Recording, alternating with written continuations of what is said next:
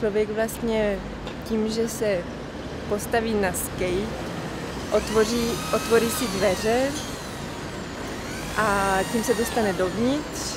Zároveň se galerii zavře, tam nastane nějaká situace a pak může zase dál.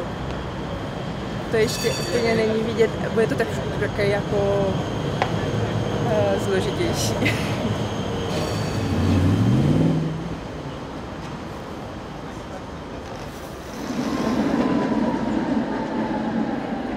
Měli by tady, aby to bylo stejně, ne?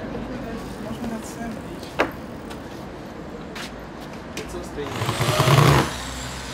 Já bych si urobil dvojplášťové, víš?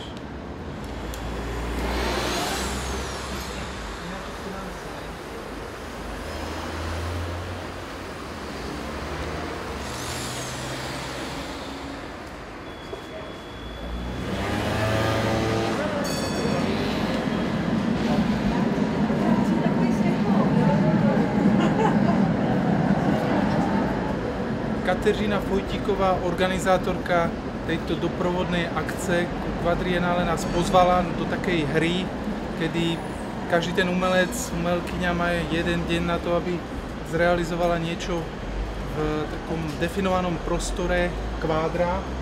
A nám s Pavlou prišlo, že by bolo zaujímavé rozohrať ten priestor do nejakého kinetického zážitku pre diváka. Čiže z toho, čo je taká statická mikrogaléria, sme sa pokúsili spraviť také kinetickú hračku.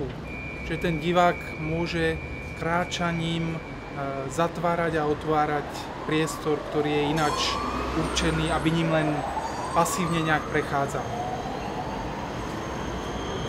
Je to tak.